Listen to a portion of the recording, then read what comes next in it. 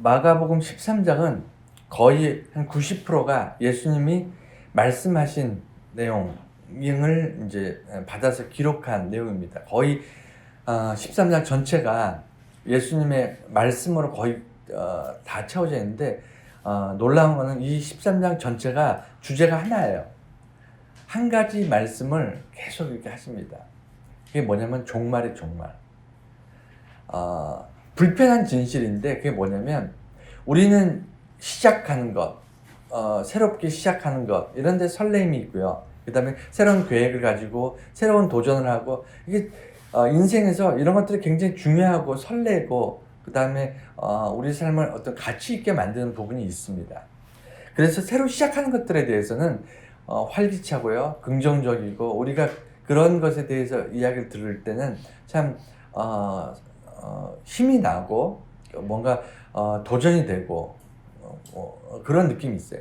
그러나 시작만 하는 게 인생이 아니잖아요. 우리 삶에는 시작이 있으면 반드시 끝이 있습니다. 세계적인 어떤 종교 흐름상을 봤을 때 힌두교나 불교나 이쪽 종교들은 윤회설을 믿죠. 시작이 끝이 없는 거예요. 시작은 했으나 다시 끝날 때쯤 되면 시작점으로 돌아와서 다시 계속 무한대의 이 반복을 하는 거죠. 그래서 윤회설을 믿는 게 세상 종교입니다. 꽤 많은 사람들이 윤회설을 믿어요. 근데 기독교는 윤회설이 아닙니다. 시작이 있고요, 끝이 있어요. 근데 끝을 이야기하는 것은 불편합니다. 왜냐하면 그냥 끝나는 게 아니에요. 시작은 미미하게 시작할 수도 있습니다. 때로는 거창하게 시작할 수도 있어요. 근데 끝나는 것은 다 똑같아요. 뭐냐면 평가예요. 심판받는 겁니다. 어떤 일을 했다, 어떤 삶을 살았다, 무엇을 했다, 뭔가 시작을 하면요, 우리가 학업도 마찬가지고요, 직장도 마찬가지고요, 그 다음에 삶의 모든 게 다 그렇습니다. 그렇지 않습니까? 어느 순간에 가면요, 내가 붙잡고 열심히 땀 흘리고 노력하고 이렇게 일궈냈지만 인생에서 어느 순간에는 그것을 떠나보내야 되고 손에서 놔야 될 때가 있습니다. 그것이 그냥 단순히 그냥 손에서 놓는 것이 아니고 내가 수고하고 땀 흘렸던 것에 대한 평가가 항상 따라가는 겁니다. 우리 인생도 마찬가지예요. 하나님 앞에 가서 심판을 받는 것이 종말입니다. 불편하죠. 심판받는다는 것이 왜 좋겠습니까? 우리 모든 사람들이 자기 인생을 보면 후회 없는 삶이 있습니까? 살면 살수록 후회라는 것은 더 쌓이게 마련이죠. 아쉬움이 있습니다. 오히려 어린아이들이 후회가 적고 아쉬움이 적을 거예요. 오래 살수록 많은 후회와 아쉬움이 남는데 그렇기 때문에 하나님 앞에 나가서 심판받을 때 참 뻘쭘하죠. 내게 하나님이 시간을 주시고 기회를 주시고 이 땅에서 생명을 주셨는데 내가 참 아쉬움만 많이 남겼다. 참 보람 있는 시간을 보내지 못했다. 이런 생각이 들면 얼마나 아쉽겠습니까? 2번 사는 것도 아니고 한 번 사는 건데. 그래서 13장 말씀을 보면서 우리가 종말을 얘기할 때 이게 종말의 얘기인데 반드시 우리가 얘기를 해야 돼요. 신앙생활 할 때 항상 믿음, 사랑, 뭔가 열심히 달려갑시다, 축복 이런 얘기만 하면요, 반쪽짜리 신앙입니다. 우리는 항상 시작과 과정과 끝을 다 얘기해야 돼요. 우리는 정말 내게 심판이 있다는 것을 믿고 사는 사람들이에요. 근데 심판을 어떻게 한다? 심판에서 우리는 선한 사람이 될 수 있다, 선한 쪽으로 갈 수 있다라고 생각하시면 여러분 착각입니다. 우리는 교회 다니지 않는 사람들이나 우리나라 별반 차이 없어요. 우리도 똑같이 악하고요. 우리 생각들은 여전히 썩어 있고요. 그 다음에 우리 행동들은 후회할 일들만 많이 하고 있습니다. 그럼에도 불구하고 우리가 후회로운 삶을 살지 않는 이유는 우리가 심판을 피해가는 거예요. 예수의 이름으로 우리가 심판대에 서는 순간 우리는 똑같이 후회로운 어떤 결과가 있을 수밖에 없는데 예수의 이름으로 심판을 안 받는 거죠. 심판을 피해가는 거예요. 그래서 종말이 다른 겁니다. 예수 믿는 사람들의 마지막은 달라요. 삶에서도 다르고요. 인생에서도 달라요. 삶의 순간순간 우리가 땀 흘리고 수고했던 어떤 일들이 결론을 맺을 때 우리는 그 결론에 대해서 후회하지 않습니다. 왜 후회하지 않냐면 내 인생에 지금 이 일의 시작과 끝에 하나님이 나와 함께 하셨다라고 믿고 있기 때문에, 그것을 우리가 믿는 존재이기 때문에요. 그 결과에 대해서 후회하지 않아요. 예를 들어 나 혼자 인간 아무개가 정말 이 일을 위해서 정말 진심으로 정말 최선을 다해서 그 일을 했다. 그래서 어떤 결과가 나왔다. 그러면 자기가 스스로 만족하거나 후회할 수는 있지만, 우리 그리스도인들은 이 땅에 살면서 모든 일이 예수 그리스도와 하나님의 동행하심과 함께 일구어 나갔다는 그런 믿음이 있기 때문에, 결과에 대해서 비록 그것이 내 마음에 흡족하든 아니면 결과가 만족하든 그 결과에 연연하지 않아요. 그리고 인생 자체도 마찬가지입니다. 심판 앞에 때로는 후회로운 인생을 살 수 있습니다. 때로는 뭔가 열심히 했지만 뜻하지 않는 어떤 어려움을 당하거나 해서 완성하지 못하는 그런 인생, 미완성적인 인생이 있을 수 있어요. 그렇다고 해서 우리는 후회하거나 억울해하지 않습니다. 왜냐하면 하나님 앞에 갔을 때 우리는 하나님께서 잘했다 칭찬하시고 나의 심판에 대해서 면제하시기 때문에. 자, 정말 불편한 이야기를 지금부터 하겠습니다. 13장 전체가 불편합니다. 근데 이제 4가지 크게 나왔는데 이 4가지가 다 같은 얘기예요. 같은 얘기인데 조금씩 다르지만 어쨌든 한 가지 얘기이기 때문에 오늘은 잘 들으셔야 됩니다. 잘 들으셔야 돼요. 왜냐하면 헷갈려요. 4가지가 그게 그건 것 같고 그 얘기가 그 얘기 같은데 조금씩 다릅니다. 첫 번째는요. 성전이 무너지는 것. 성전이 무너진다는 얘기를 예수님께서 하세요. 제자들이 이 성전을 보십시오. 얼마나 아름답습니까? 왜냐하면 예수님이 촌사람이잖아요. 시골에서 태어나서 시골에서 지금 사역을 하시는 예수님이 예루살렘에 왔어요. 그러니까 종교 지도자나 제자들이나 이런 사람들이 예수님 이거 보세요. 이거 못 보셨죠? 평생 못 보셨죠? 여기 이 성전이 이렇게 아름답고 화려하고 이렇게 멋집니다. 이 얘기를 지금 하고 있어요. 예수님한테. 그러니까 예수님께서 가소롭다는 듯이 이렇게 얘기하시는 거예요. 이 성전이 돌이 돌 위에 그러니까 완전히 무너져서 돌 위에 돌이 없을 만큼, 그러니까 완전히 평지가 될 만큼 부서질 것이다. 다시 회복할 수 없을 만큼 성전이 부서질 것이다. 이 얘기를 하세요. 실제 역사적으로 그렇게 됩니다.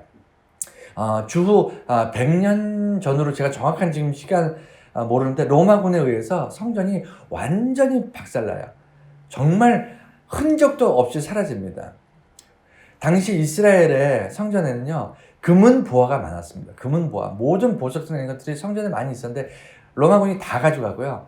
건물 자체는 완전히 다 부셔버립니다. 어쨌든 역사적인 사실이었고요. 예수님께서 그 역사적 사실을 이야기한 것이 아니라 조금 더 나아가서 너희들이 영원할 거라고 생각하지, 성전이 영원할 것 같고 이스라엘이 영원할 거라고 생각하지 그렇지 않다는 얘기를 하시는 거예요. 청천벽력 같은 얘기죠. 여러분 믿음 생활 잘하면요, 우리가 인생이 탄탄대로가 되고 아무 문제가 없고 고민이 없고 그 다음에 고통들이 다 눈물이 닦여서 기쁨이 되고, 여러분 그럴 거라고 생각하십니까? 안타깝지만 오늘 13장 우리 종말에 대해서 우리가 말씀을 보면요, 전혀 우리 기대하고는 정반대입니다. 이거 받아들이셔야 돼요. 뭘 받아들여야 되냐면, 성전이 무너지는 이 사건을 얘기하시면서 예수님께서 그때부터 인류의 어떤 종말까지, 그러니까 성전이 무너져 내리는 그 시점부터 지금 예수님 다시 오신 재림의 시간까지가 종말의 기간이에요. 그러니까 벌써 2000년 전부터 종말은 시작되고 있어요. 우리는 종말이 한순간 이렇게 어느 날 자고 일어났더니 막 종말이 됐다 이렇게 생각하실 수 있는데 그렇지 않습니다. 종말은 성전이 무너진 그 시점부터 오늘날까지 2000년 동안 계속 종말이 오고 있고요. 그 다음에 종말의 끝, 심판이 언제일지는 아무도 모르는 거예요. 그래서 종말이라는 것은요, 우리가 뭐가 다 멸망한다, 다 죽는다, 지구가 뭐 핵폭탄으로 다 부서진다. 이게 종말이 아니고요. 뭐가 종말일까요? 종말은 하나님이 이 땅에서 하나님의 주권이 사라지는 게 종말이에요. 인간의 세상에서 하나님이 사라지는 게 종말입니다. 그러면 하나님이 없어지는 걸까요? 아닙니다. 하나님의 주권이 다르게 펼쳐지는 거죠. 그러니까 지구 위에 있는 인류가 하나님을 배척하고 하나님을 떠나고 하나님 없는 세상을 살다가 갑자기 어느 날 이 종말의 끝에는 하나님께서 하나님 없는 사람들을 치워버리고 하나님의 백성들을 다시 채우는, 그것이 종말이에요. 우리한테는 어떻게 보면 소망일 수 있지만 하나님을 알지 못하는 우리 이웃들, 여기 주변에 있는 사람들한테 절망이죠. 너무 비참한 종말인 거죠. 그래서 그때가 언제입니까? 이제 사람들이 그걸 궁금해할 거 아니에요. 그래서 제자들이 예수님께 물어보니까 뭐라 하냐면 거짓 선지자, 나의 이름으로 사람들이 올 것이다. 근데 놀랍게도요, 2000년 전부터, 2000년 전, 처음 교회가 세워진 때부터 거짓 선지자는 단 한 번도 없던 적이 없어요. 항상 거짓 선지자는 있었고요. 거짓 선지자에게 훨씬 더 많은 사람들이 따라다녔어요. 거짓 선지자의 영향력이 참 선지자보다 훨씬 더 강력했어요. 그건 2000년 역사에 항상 있었습니다. 지금도 이단들은요, 기성교회보다 훨씬 더 영향력이 커요. 왜냐하면 그 사람들은 물불을 가리지 않습니다. 죽기 살기로 덤비기 때문에 훨씬 더 무서운 존재예요. 그래서 거짓 예수가 나타나고요, 거짓 선지자 그리스도가 나오고 난리의 소문이 나고 그 다음에 전쟁이 일어나요. 여러분, 인류는 1차 대전이 끝나고 나서 종말이 올 줄 알았어요. 성경적으로 봤을 때. 근데 종말이 안 왔어요.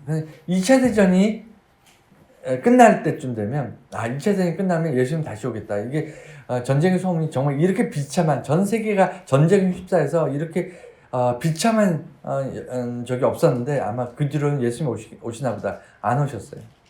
그래서 지금 사람들 3차 대전 후에는 예수님 오시나 보다. 그것도 모릅니다. 근데 확실한 건 뭐냐면 예수님, 이 종말의 때가 다가올수록 전쟁은 빈번하게 일어날 것이고요. 나라와 나라의 싸움 멈추지 않아요. 저는 21세기에 저렇게 대놓고 러시아와 우크라이나 전쟁처럼 6개월이 넘도록 정말 저렇게 대놓고 전쟁을 할 거라고는 불과 1년 전, 2년 전만 해도 상상을 못했습니다. 그저 아프리카나 이렇게 무슨 동남아시아나 이런 데서 국지전, 내란이 일어난다든가 반군에 의해서, 아니면 아프리카나 아니면 뭐 이런 데서 어떤 지역이 독립을 하기 위해서 뭐 이렇게 전쟁을 한다거나 이 정도는 예측을 했지만, 이렇게 강대국 대 강대국이 주변 국가를 침략해서 이렇게 본격적으로 핵을 쏘니 많이 하면서 전쟁을 할 거라고는 불과 1년 전만 해도 상상조차 하지 못했어요. 그런데 제가 어리석었던 거죠. 뭐냐면 우리는 상상할 수 없는 세상을 지금 살아가야 돼요. 우리의 내일은요, 우리가 상상할 수 없는 내일이 분명히 다가옵니다. 전쟁의 소문뿐만 아니라 질병이라든가 모든 것들이, 우리가 상상할 수 없는 것들이 지금 내일 준비되어 있어요. 우리의 삶에 이 엄청난 것들이 지금 우리에게 다가오고 있습니다. 왜냐? 종말에 가까우기 때문에.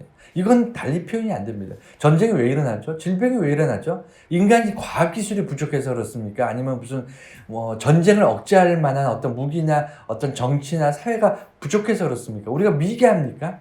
교육을 못 받았나요?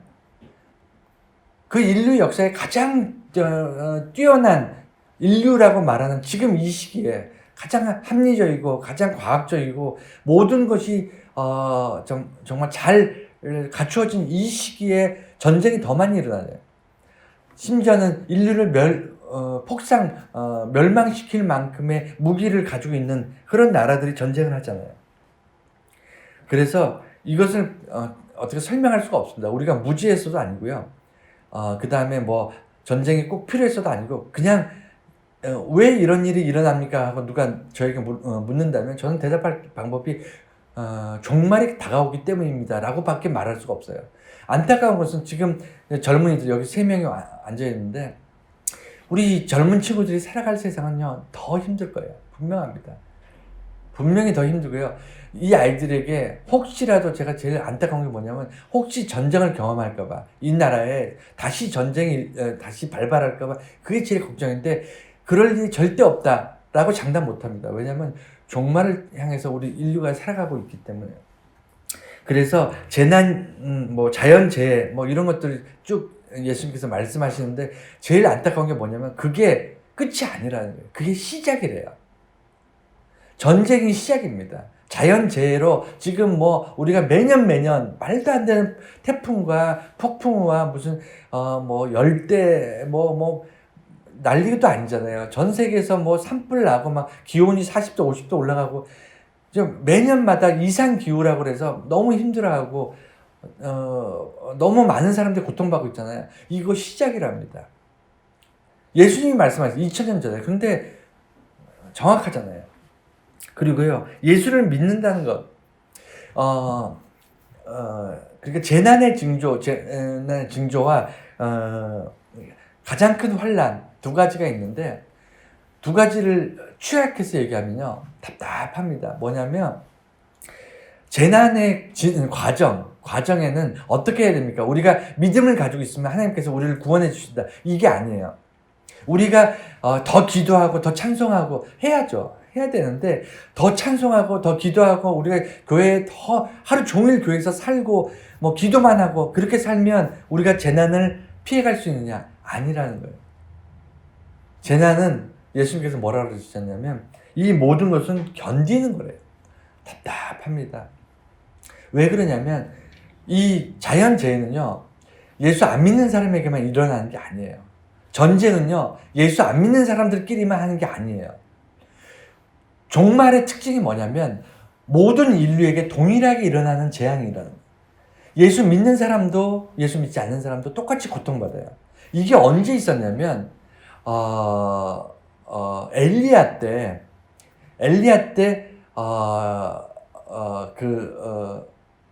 갑자기 생각이 안 나네. 가뭄이 일어나는 거 아시죠? 그때 강물이 말라요.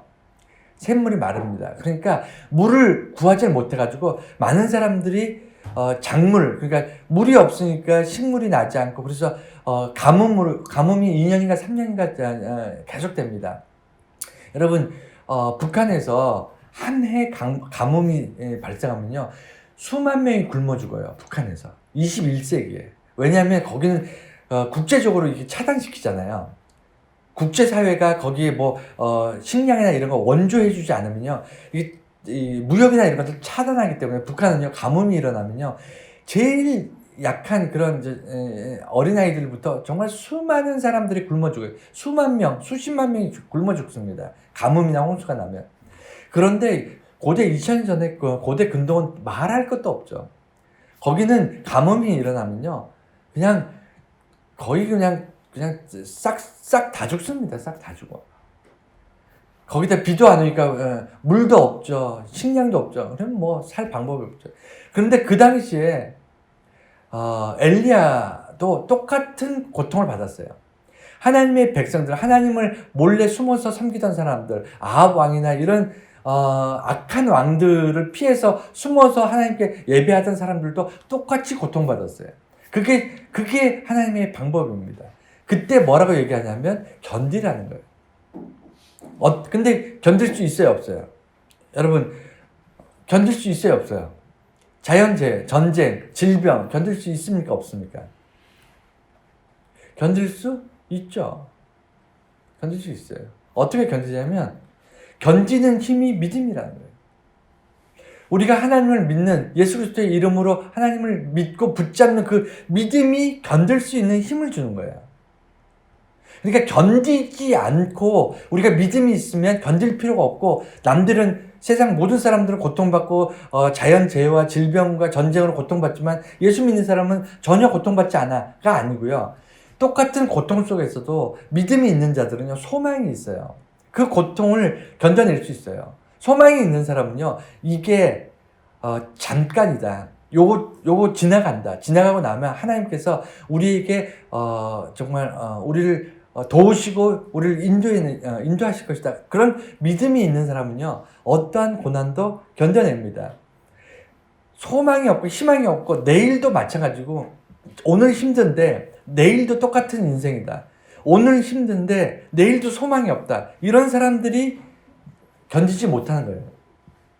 자살하는 사람들이 돈이 없어서 자살하는 게 아니라니까요. 희망이 없어서 자살하는 거예요. 꿈이 없어서 자살하는 겁니다. 자살하는 사람들이 오늘 고통스러워서 자살하는 게 아니고요. 내일도 고통스러울 것을 알기 때문에 자살하는 거예요. 자, 그래서 끝까지 견디는 자, 그 자는 구원을 받을 것이다. 예수님께서 이렇게 말씀하십니다. 여기서 제일 중요한 단어는요, 참 먹먹한데 뭐냐면, 견디는 것도 힘든데 핵심 뭐냐면 끝까지 견뎌야 돼요. 중간에 견디다가 포기하거나 중간에 쓰러지거나 견디다가 포기하거나 그러면요, 꽝이에요. 우리 복권 긁을 때 꽝이라고 그러잖아요. 그냥 꽝입니다. 끝까지 견디지 못하면요, 그러니까 예수 믿는 사람이, 제가 제일 안타까운 게 뭐냐면, 교회 잘 다니다가 믿음 생활 잘 하다가 어느 날 갑자기 확 돌아선 사람들 있잖아요. 주변에 요새 참 많아요. 그게 그 뿌리에는 교회가 잘못한 게 많고요. 교회 지도자들, 특히 목사 이런 사람들이 잘못한 게 참 많습니다. 교회 구조적으로 교회가 참 잘못한 게 많이 있는데, 어쨌든 간에 교회를 잘 다니고 믿음 생활 잘 하다가 중간에 교회를 떠난 사람들은요, 참 안타까워요. 정말 안타까워요. 그 사람들이 다시 교회 돌아오기가요, 교회를 한 번도 안 다닌 사람이 교회를 나오는 것보다 훨씬 더 어렵습니다. 훨씬 더 어려워요. 그래서 끝까지 견디는 것, 이게 끝까지가 제일 중요한 거예요. 우리가 믿음 생활 언제까지 해야 되죠? 끝까지 하는 겁니다. 예수를 어떻게 믿어야 되죠? 끝까지 믿는 거예요. 우리가 이 땅에서 기도하고 찬송하며 사는 건 언제까지 해야 되죠? 끝까지 하는 거예요. 끝까지 하는 겁니다. 끝이 있기 때문에 끝까지 하라는 거예요. 끝이 없다고 이게 뱅글뱅글 돌고 무한 반복하는 것 같으면 끝까지 하라는 얘기 안 하죠. 근데 끝이 있다니까요. 우리가 끝이 있다는 걸 믿어야 돼요. 내가 지금 힘들고 고통스럽고 견뎌내고 있지만, 내가 자연재해도 견디고 전쟁도 견디고 그다음 신앙적인 어떤 어려움, 내 직장이나 학교나 아니면 사회생활을 하면서 오는 어떤 갈등과 어려움을 나는 정말 믿음 생활을 하기 때문에, 예수 믿는 것 때문에 손해를 볼 수 있고, 그렇지만 그럼에도 불구하고 끝까지 내가 견뎌야 된다. 이것이 예수 믿는 사람들이 가지고 있는 믿음인 거예요. 믿음은 그냥 덮어놓고 믿는 게 아니에요. 믿음이라는 것은 필요해서 우리가 믿는 겁니다. 끝까지 하나님을 붙잡기 위해서 믿는 거예요. 그게 믿음이에요. 그리고 가장 큰 환난, 이것도 답답하죠. 뭐냐면, 앞에 이 재난에 우리가 마지막 말세를 살아갈 때, 말세는 견디는 거라고 그랬잖아요. 그런데 가장 큰 환난이 온대요. 그러니까 지금까지 견뎠는데, 지금까지 견딘 것도 아니라는 거예요. 이 재난도 아니라는 거예요. 얼마나 답답합니까? 그렇죠. 근데 이런 일이 예수님께서 뭐라고 그러시냐면, 반드시 와야 된다. 너희들이 걱정하고 너희들이 해서 안 오는 게 아니다. 너희가 기도하면 환난이 안 오는 게 아니라는 거예요. 너희가 믿음 생활 잘하면 환난이 안 오는 게 아니고, 환난은 반드시 오는데 그 중에 가장 끔찍한, 가장 큰 환난이 반드시 온다는 거예요. 반드시 와야만 되고, 그 환난이 오고 나서야 예수님께서 다시 오시는데, 재림하시는데, 그렇기 때문에 그 가장 큰 환난이 오는데, 그때는 어떻게 해야 되냐면, 어떻게 해야 되죠? 더 기도하고 더 열심히 신앙생활하고 그렇게 기록되어 있나요? 예수님이 그렇게 말씀하셨습니까? 아니에요. 가장 큰 환난이 오면요, 도망가래요. 그게 예수님께서 우리에게 명령하신 겁니다. 도망가는 겁니다. 피하는 겁니다. 가장 큰 환난은요, 우리가 아무리 믿음이 좋아도 못 견딘다는 거예요. 그게 가장 큰 환난이에요. 우리가 아무리 찬송하고 교회 하루 종일 살면서 세상과 단절하고 오직 하나님만 바라보고 산다고 해도 세상에서 가장 큰 환난 중에는요, 우리가 믿음으로 견딜 수 없다는 것을 예수님께서 알려주신 거예요. 그래서 어떻게 하라고 하냐면 도망가래요. 어디서부터? 환난으로부터. 우리를 쓰러뜨리고 우리가 믿음을 지키려고 하는 우리의 인생, 우리의 삶을 무너뜨리려고 하는 악한 세력이 강력하게 우리를 흔들 거라는 거예요. 우리에게 믿음을 뺏어가고 우리의 경제적인 문제를 파탄을 낼 것이고요. 우리 건강을 무너뜨릴 것이고요. 우리가 세상이 이 사회가 기독교를 매도할 것이고 우리가 믿음을 가지고 있다는 것이 세상에서 가장 고통스러운 그런 삶이 될 수도 있어요. 너무 끔찍한 일인데 그런 날이 반드시 온답니다. 반드시. 그때는 예수님께서 뭐라고 그러시냐면 너희가 견디려고 하면 안 된다. 견디려고 하는 순간 무너지니까, 그 견디려고 하는 순간 끝장나니까 너희가 견디다 이 고난의 재난의 시기, 종말의 시기를 2000년 동안 우리가 견뎌왔거든요. 예수님이 금방 오실 줄 알았는데 안 오시는 거예요. 2000년 동안 안 오시니까 예수님 금방 안 오시나 보다, 앞으로도 안 오시나 보다 모른다니까요. 제가 종말론에 대해서 설교를 잘 안 한 이유가 그 날을 모르기 때문에, 모르는 것에 투자하고 싶지 않아서 제가 설교를 안 한 거였어요. 모르는 것에 매달리지 마세요. 모르는 건 모르는 겁니다. 모르는 건 모를 이유가 있기 때문이에요. 근데 꼭 굳이 알려고 하는 사람들이 어떻게 하냐면 이단 종교를 만든 거예요. 다미선교회 이런 거 20년, 30년 전에 종말론 외치면서 사람들 다 교회로 끌어들여서 전 재산 교회다 하게 만들고 막 그랬던, 우리나라에서 다 있었던 거잖아요. 종말론자들. 종말론. 그러니까 일시는 우리가 언제 올지 모르는데 예수님께서도 모른다고 했는데 그거 굳이 알려고 바둥바둥 하니까 문제가 생기는 거예요. 그래서 저는 별로 관심이 없습니다. 그러나 종말을 살아가는 사람들이 어떻게 살아야 되는지는 반드시 알아야 되는 거예요. 종말이 오늘 올 것이냐 내일 올 것이냐는 우리 인생이 중요하지 않아요. 전혀 중요하지 않습니다. 언제든 오겠죠. 종말이 올 것이고, 그리고 예수님 종말 이후에 우리 하늘에서 구름 타고 오시겠죠. 분명히 이루어질 일이지만 그게 우리 인생이 뭐 어떻다고요? 우리 지금 받고 있는 이 고난과 아픔과 눈물은 지금 뭐가 중요합니까? 중요한 것은 이 고난 시기에 우리가 어떻게 살 것인가, 그 방법을 알아야 되는데 견디다 못해서 정말 쓰러질 것 같을 때, 견디다가 정말 도저히 견딜 수가 없을 때, 이러다가 내가 하나님을 버릴 것 같다, 이렇게 살다가는 정말 하나님을 떠날 것 같다 라고 느끼는 순간에 나를 붙잡고 나를 흔들고 있는 그 문제로부터 도망가셔야 돼요. 환난으로부터 도망가셔야 됩니다. 이게 굉장히 중요합니다. 교회를 떠나라는 얘기가 아니에요. 우리가 집을 떠나라는 게 아닙니다. 무슨 자기가 살던 데에서 떠나서 무슨 신앙촌 같은데 예수 믿는 사람들끼리 모여서 사는 그런 곳으로 떠나라는 얘기가 절대 아니에요.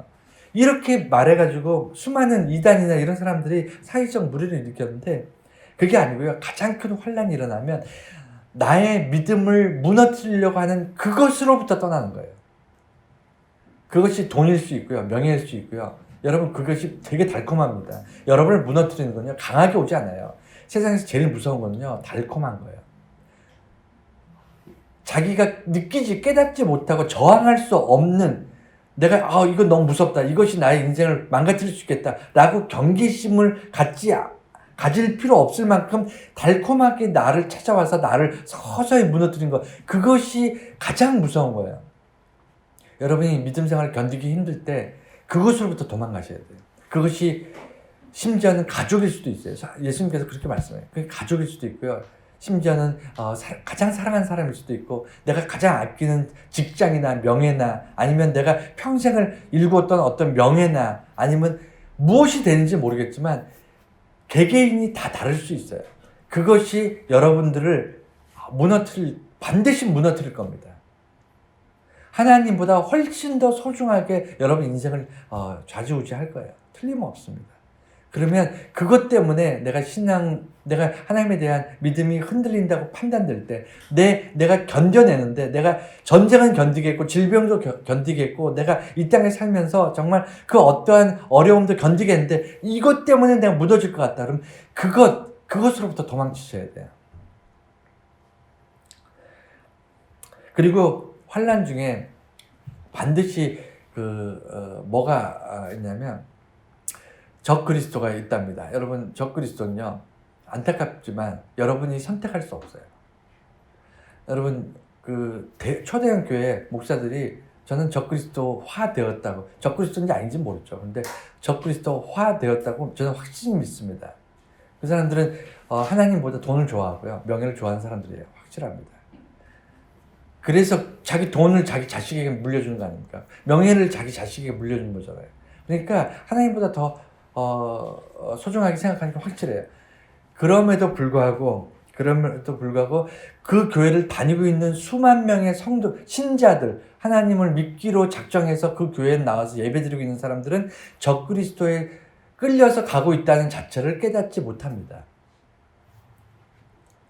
그게 불행인 거예요. 그래서 떠나라는 거예요. 그런 교회 다니는 사람들, 우리 교회 목사가 혹시 하나님보다 돈을 더 사랑하고 명예를 더 사랑하는 사람이 아닐까 하면, 그것을 깨닫는 순간 그 교회를 떠나야 되거든요. 그것이 가장 큰 환난이 될 수 있어요. 그 사람한테는 절망이죠. 헤어날 수 없는. 그런데 못 떠나요. 그곳에 내가 아는 사람들 다 모여 있고, 내가 오랫동안 집안이 몇 대를 이어서 그 교회를 다 섬기고, 그 다음에 헌금하고, 내가 그 교회에 뼈를 묻었기 때문에 그 교회를 떠나지 못해 라고 생각하는 그 사람들 때문에 대형 교회는 여전히 유지가 되고요, 적그리스도는 여전히 활개치고 있습니다. 저는 적그리스도는 특징이 뭐냐면 어마어마한 부와 명예와 권력을 누리고 있는 것, 그게 적그리스도예요. 저같이 아무것도 없는 사람이 적그리스도겠습니까? 여러분 생각해보면 세상에 어떤 영향도 지금 못 미치고 있잖아요. 이런 사람이 무슨 적그리스도겠어요? 적그리스도는요, 전광훈 같은 사람이 적그리스도예요. 세상에 악한 영향을 미치고 있잖아요. 근데 껍데기는 목사잖아요. 그러니까 그런 걸 적그리스도라고 그러는 거예요. 어쨌든 그런 사람들이 지금은 우리 눈에 한둘 보이지만 사실은 뚜껑 열고 보면 꽤 많습니다. 우리 주변에 굉장히 많아요. 굉장히 많아요. 하여간, 그리고 예수님께서 이어서 뭐라고 말씀하시냐면, 그런 일이 있고 나면 인자가 올 것이다. 이것 때문에 견디는 겁니다. 여러분, 고난이고 힘들고 세상에 사는데 예수 믿음을 가지고 내가 교회 다닌다, 예수를 믿는다, 그 믿음을 가지고 있다는 게 불리하기만 하고, 그것 때문에 손해만 보고, 그것 때문에 억울한 일을 당하고, 그것 때문에 사람들로부터 차별을 받는다면 누가 교회를 다니겠어요? 그게 전부라면 누가 믿음 생활을 하겠습니까? 누가 예수를 구주로 믿겠어요? 근데 그게 끝이 아니기 때문에 믿는 거예요. 지금 세상 사람이 볼 때는 교회 다니지 않는 사람이 훨씬 잘나고 잘 먹고 잘 삽니다.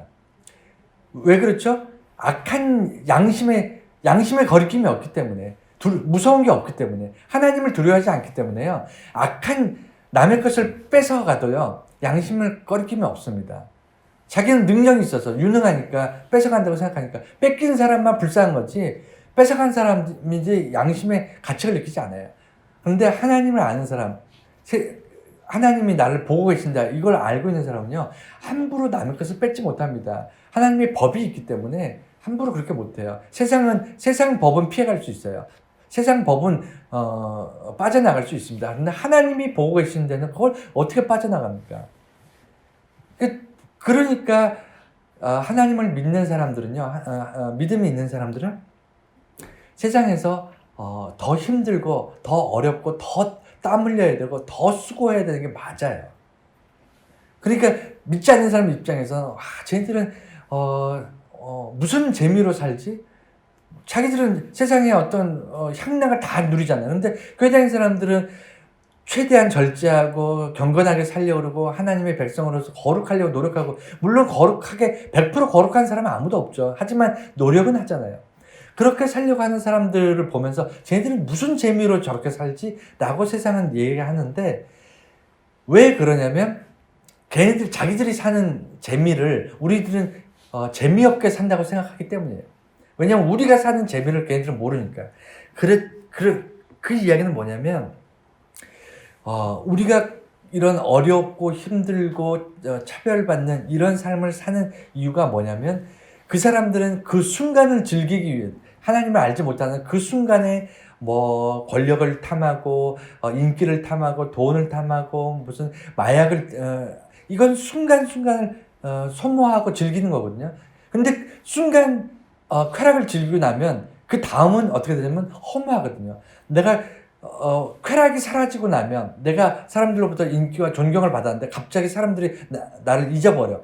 등을 돌려. 나란 존재가 잊혀져가. 그럼 못 견디는 거예요. 삶의 의미가 없는 겁니다. 쾌락은요, 계속 돼야 돼요. 그러니까 순간순간에 쾌락을 쫓는 세상 사람들은 우리가 소망을 가지고 지금은 힘들고 지금은 차별을 받고 지금은 내가 예수 믿는 것 때문에 억울함을 당하고 손가락질 받지만 내가 똑같은 경쟁에서 더 힘들 수밖에 없지만 나는 내일을 붙잡고 사는 사람들이거든요. 내일에 하나님께서 내가 이 고통과 환난 끝에 하나님께서 나를 구원하시고 영광의 관을 내게 씌우실 것이라는 믿음을 가지고 살기 때문에 오늘 비록 힘들어도 잘 살 수 있어요. 견딜만 해요. 너무 힘들면 도망도 다녀요. 하지만 세상 사람들은 오늘 쾌락을 누리면서 살기 때문에요. 그 쾌락이 유지되지 않으면 죽을 만큼 힘듭니다. 삶의 의미가 없어요. 삶을 연장해 나갈 그게 없는. 그러니까 마약을 하는 사람들은요. 마약의 양이 점점 늘어나다가 어느 순간 아무리 마약을 많이 해도 자기가 쾌락을 유지하지 못하니까 자살을 해버리는 거예요. 왜냐하면 더 큰 쾌락을 자기한테 공급해주지 못하면 삶이 지옥이기 때문에 내일 내가 더 많은 마약을 해야 되는데 견딜 수 없는 거죠. 그래서 자살을 하는 겁니다. 그게 세상의 방식이에요. 제가 너무 극단적으로 얘기하지만 꼭 마약이 아니어도 모든 삶의 레파토리가 다 그래요. 오늘 내게 주어진 쾌락만 붙잡고 가는 사람과 내가 정말 내일의 소망을 붙잡고 사는 사람들은요. 즐거움에 대한 기쁨에 대한 방식이 전혀 달라요. 그래서 예수님께서는 다시 오실 것이라는 얘기를 하셨고 그리고 뭐라고 얘기하셨냐면 별이 떨어지고 해와 달이 빛을 잃었을 때 예수님께서 구름 타고 오신다 이렇게 얘기하셨는데 천문학적인 사건 그러니까 우리는 21세기를 살고 있기 때문에 별이 떨어지지 않는다는 걸 알고 있습니다. 별이 떨어지지 않아요. 해와 달이 빛을 잃지 않습니다. 해와 달이 빛을 잃는다는 것은요. 지구 멸망뿐만 아니라 태양계 자체가 사라져요. 그러니까 우리는 천문학적으로 이것이 말이 안 된다는 걸 잘 알고 있어요. 그런데 예수님께서 왜 이렇게 얘기하셨냐면 사람들은 당시에 이 천문 기술, 천문학, 별을 보고 미래를 점치고 어떤 뭐 농사를 짓고 이런 이런 것들을 했거든요. 별의 움직임이나 천체의 움직임이 사회나 뭐 문화나 교육이나 이런 정치 뭐 이런 거에 결정적인 역할을 했습니다. 그러니까 당시의 사람들의 수준에 맞춰서 예수님께서 얘기하신 거예요. 다른 말로 표현하면 별이 떨어지고 해와 달이 빛을 잃는다는 것은 천지가 개벽한다는 얘기예요. 천지가 개벽. 그렇게 보시면 돼요. 그러니까 전쟁과 무슨 뭐 질병과 이 정도 자연재해 이 정도가 아니고요. 모든 것이 뒤집어 엎어지는 겁니다. 그러니까 국가가 무너지고요. 사회가 무너지고 인간 개개인이 다 무너지는 거예요. 저는 코로나 초기에 정말 이런 세상이 올 줄 알았어요. 정말 정부라는 것이 사라질 줄 알았어요. 모든 사람이 저는 인류의 한 10분의 1이나 한 30%가 갑자기 다 죽었다고 생각해보세요. 그러면 지구가 무슨 정치가 있고 군사가 있고 무슨 이런 게 있겠습니까? 그런 거 없어요. 정말 무정부 상태에 말도 안 되는 세상이 도래할 수 있거든요. 전 세계에 한 30%가 죽었다고 생각을 해보세요. 갑자기 질병으로. 어떤 세상이 될지. 저는 정말 그렇게 될 줄 알았습니다. 여러분, 세상이 완전히 뒤집어지고 더 이상 이제 인간이 이 인류가 존속할 수 없는 그 시점에 왔을 때 정말 뭐 핵폭탄이 터지든 아니면 무슨 질병이 있든 이제 더 이상 인간이 스스로 세상을 꾸려나갈 수 없는 시기에 왔을 때 예수님이 오시겠구나. 그런데 특징이 뭐냐면 처음 오실 때는 여인을 통해서 이 땅에 오셔가지고 30년 동안 인간의 몸을 입고 성장하셨지만 재림 때는 하늘에서 바로 오신대요. 그러니까 순식간에 오시는 거예요.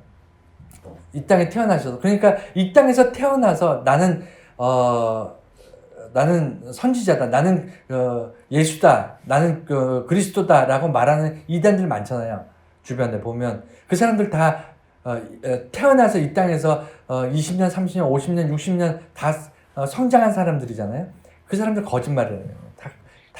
다 사기꾼이라는 거죠. 예수님의 재림은요, 그러니까 초림 말고 재림은 순식간에 오십니다. 그러니까 이 땅에 태어나서 성장하시는 게 아니고 그냥 순식간에 오세요. 그리고 마지막 무화과 나무 비유에서 배우라. 이것도 똑같은 얘기입니다. 똑같이 종말에 대한 얘기인데 예수님께서 굳이 종말에 대해서 너희가 견뎌야 된다. 정말 최고의 고통에서는 도망가야 된다. 그 다음에 마지막엔 정말 천지가 개벽할 것이다. 이런 정말 절망적인 얘기를 쭉 하시면서 마지막에 이 무화과 나무 얘기를 하심으로 그 종말에 대해서 교훈을 가르쳐 주시는 거예요. 뭐냐면 너희가 때를 볼 줄 알아야 된다. 그러니까 넋을 놓고 넋 놓고 있으면 안 된다는 거죠. 그러니까 결론은 뭐냐면 깨어 있으라는 거예요. 종말에 대해서 예수 믿는 사람들이 가질 딱 한 가지 자세가 뭐냐면 깨어 있는 거예요. 깨어 있는.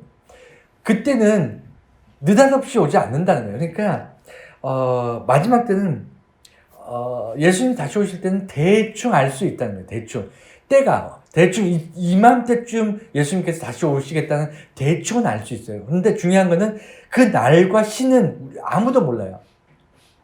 세상에 누구도 알 수 없습니다. 천사도 알 수 없대요. 그러니까 대충은 알 수 있으니까 그때를 우리가 지금은 종말의 때구나, 마지막 때구나 라는 것을 대충은 알아요. 권사님, 우리가 신앙생활 하면 대충 알지 않습니까? 그죠? 지금이 마지막 때 저도 예수 믿는 사람으로 뭐 직분이 예수든 직분이 목사든 뭐든 떠나서 예수님이 언제쯤 오실런지 대충은 알 수 있을 것 같아요. 대충 지금 뭐 지금은 아니다. 조금 더 지나면 오실 것 같다. 뭐 이런 것들이 있어요. 그리고 적그리스도가 막 올라고 신발 사러. 그러시는구나. 예, 곧 오신답니다. 그래서 대충은 알고 있는데 시와 때는 알 수 없습니다. 그게 이제 예수님께서 말씀하신 건데 그게 왜 중요하냐면 이거를 알려주셨기 때문에 우리는 뭘 할 수 있냐면 깨어 있을 수 있는 거예요. 준비를 할 수 있는 겁니다. 주님 맞을 준비를 할 수 있는 거예요. 맞을 준비. 그러니까 대충 이맘때 오시겠거니. 근데 예수께서 뭐라 그러셨냐면 초저녁에 올지 한밤중에 올지 새벽녘에 올지 아무도 모른다. 그렇게 말씀하고 아주 구체적으로 이게 밤이라는 것은 우리의 고난 시기잖아요. 암흑 시기잖아요. 우리가 고난 가운데 있지만 그 고난이 정말 초저녁이 될지 아니면 그 고난이 깊어서 깊은 어떤 수렁 같은 한밤중이 될지 아니면 미명의 정말 빛이 밝아오는 새벽녘이 될지 예수님이 오시는 그 시간은 정말 모른다는 거예요. 근데 확실한 거는 지금 밤이 깊었으면 예수님이 오실 때가 됐는데 새벽녘이 되면 예수님이 오실 때가 됐는데 그건 대충 그 정도는 안다는 겁니다. 그래서 예수님 오실 때를 준비해야 되는데 깨어있으라. 이거 이제 이 핵심인데 이거 말씀드리고 오늘 설교를 마칠 텐데 13장 전체가 이거 한마디 하시려고 이 긴 설교를 하신 거예요. 13장 전체가 이 말씀 하려고 이거 하나 너희가 깨어있으라. 그럼 도대체 깨어있는 게 뭐냐는 말이죠. 깨어있다는 게 도대체 예수 믿는 사람이 깨어있다는 게 뭐죠? 여기서 좀 두 가지 썼는데 저는 이 두 가지가 맞는 것 같아요. 첫 번째는요. 종말을 상기하는 거예요. 종말을 상기한다는 게 뭐냐면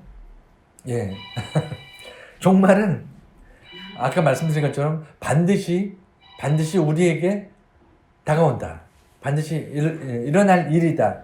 이게 나하고는 상관이 없다. 뭐 설마 나 살아있는 동안에 예수님 오시겠나 라든가 아니면 내가 지금 뭐 삶에 희망이 없는데 정말 너무 사는 게 고통스럽고 정말 통장에 10원밖에 없고 뭐 정말 내일 희망도 없고 예수님 지금 당장 오셨으면 좋겠다 이런다고 예수님 오시는 것도 아니고요. 중요한 것은 내가 오셨으면 좋겠다 아니면 안 오셨으면 좋겠다 이것과 상관없이 예수님께서는 반드시 재림하신다 다시 오신다 그건 약속하셨기 때문에 처음 오실 때 초림하셨을 때와 같이 재림도 반드시 이루어질 역사적 정말 사실이다. 이것을 상기하면서 사는 것. 왜냐하면 이것이 왜 중요하냐면요. 그래야만 내가 믿음을 지킬 수 있어요. 예수님이 다시 오실 거라는 걸 믿지 않으면요. 다시 오실 것을 붙잡고 상기하면서 종말을 상기하지 않으면요. 우리가 믿음을 가질 이유가 없습니다. 세상이 얼마나 재밌습니까? 세상에 어울려서 살고 세상에서 시간 보내면서 예수 믿는 그리스도인 비스무리하면서 세상 사람 비스무리하면서 세상에서 직장 생활을 하면서 뭐 10년 동안 같은 직장에 있었는데 교회 다니는 거 처음 알았다 이런 사람들 되게 많거든요. 교회는 열심히 다니는데 밖에 나가서는 교회 나가는 티 안 내고 사는 사람들 정말 많이 있거든요. 그게 아니라 그냥 세상 속에서도 종말을 기다리면서 사는 사람들 이게 깨어 있는 거고요. 또 하나는 반드시 기억해야 될 게 깨어있는 것은요 배척해야 돼요. 깨어있는 건 타협하면 안 됩니다. 깨어있다는 건요 지금 너무 힘드니까 오늘만이라든가 아니면 지금 너무 이 문제가 지금 뭔가 이렇게 교회를 나가야 되는데 어제 게임을 밤새도록 해서 너무 힘들어. 좀 2시간도 못 자는데 어떻게 내가 교회 가봐야 설교 시간에 목사님 설교할 때 퍼즐을 잘 것 같은데 왜 굳이 갔다 와야 되지? 게임을 하지 말까? 근데 후회를 해봐야 소용없죠. 이미 늦었는데 밤새도록 게임을 했으니까 아침에 교회 간다는 게 너무 죽기보다 힘들 것 같다. 여러분 이럴 때 오늘은 쉬고 다음 주에 가야지. 이게 타입이에요. 정말 교회 와서 자요. 교회 와서 주무세요. 교회 와서 어제 밤새 게임했으니까 그냥 퍼즐을 잡고 코 골고 자세요. 타협이라는 것은요. 오늘만이에요. 지금만, 이번만, 요것만 그게 타협입니다. 앞으로 내가 절대로 교회를 안 나가야지 이렇게 생각하는 사람은 없다니까요. 앞으로 잘 나갈 건데 오늘만 오늘 무슨 문제가 있으니까 너무 힘드니까 똑같아요. 하나님을 믿는데 타협한다는 건요. 지금 요거 한 번만이에요. 한 번만. 그 한 번이요.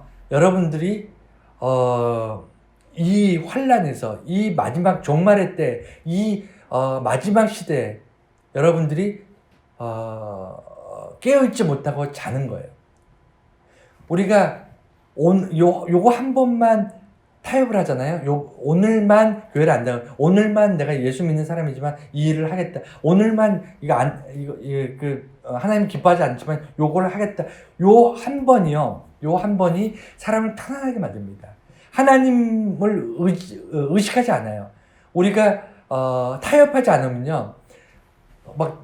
밤새도록 게임을 했어요. 2시간밖에 못 잤어요. 근데 교회 갈 때 비몽사몽이 그때는요. 하나님 찾아요. 하나님 지금 정신없으니까 좀 깨어있게 해주세요. 하나님 보고 계십니까? 내가 지금 밤새도록 게임했는데 2시간밖에 못 잤는데 내가 하나님께 예배드리러 지금 가고 있어요. 하나님 지금 보고 계시죠? 나 지금 엄청 착한 거 아시죠? 하나님 지금 내가 이렇게 힘든데 지금 교회 가는 거 하나님 기억하셔야 돼요. 우리는 타협하지 않을 때는요. 우리가 고난 가운데 있을 때는 하나님을 찾게 돼 있어요. 하나님 도와주세요. 하나님 지금 기억해 주세요. 하나님 나와 함께 해주세요. 라고 얘기할 수 있어요. 근데 타협하는 순간 하나님 잠깐 눈 감아주세요. 내가 지금 타협하는 순간 하나님 앞으로는 잘 다닐 텐데 교회 잘 다닐 텐데 오늘은 내가 너무 힘드니까 오늘은 좀 잘게요. 대신 하나님 오늘은 기억하지 말아주세요. 지금 이 순간은 하나님 보지 말아주세요. 이게 타협의 결과예요. 이게 깨어있지 못하는 겁니다. 깨어있다는 것은요. 내가 몸이 힘들고 내가 여러 가지 상황이 힘들지만 그것 때문에 하나님 날 좀 봐주세요. 날 좀 도와주세요. 내가 지금 잘하고 있죠. 하나님 나 기특하죠. 하나님 내가 지금 이렇게 힘들게 살고 있는데 하나님 반드시 저에게 정말 저를 도와주셔야 돼요 라고 하나님 찾을 수밖에 없는 게 그게 깨어있는 거예요. 이해가 되시지 않습니까? 그래서 정말 우리가 아까 말씀드렸듯이 시작, 믿음의 시작, 그 다음에 어떤 믿음의 성장, 그리고 반드시 정말 내가 믿음을 잘 지켜서 하나님께 심판받는 그 앞에서 내가 예수님으로부터 잘하였다 칭찬받기 위해서는 이 모든 사이클을 우리가 원웨이로 잘 달려가서 정말 좋은 시작과 좋은 과정과 좋은 끝을 내려면요 반드시 뭐 해야 된다? 깨어 있어야 된다. 이 말씀 예수님께서 주시려고 그 마가복음 16장 얼마 많지도 않은 16장 중에 13장이라는 한 장 통째로 이 말씀하신 거예요. 종말에 대해서 이 한 장을 통째로 같은 얘기를 차근차근 순서대로 환란이 무엇인지, 최고의 환란이 무엇인지, 그 뒤에 내가 어떻게 올 것인지 그런 얘기를 다 하시고 나서 마지막에 얘기하시는 게 그래서 깨어 있으라. 그래서 타협하지 말라는 거예요. 그래서 한순간 한순간을 너희들이 어떻게 살아야 되는 가를 말씀해 주십니다.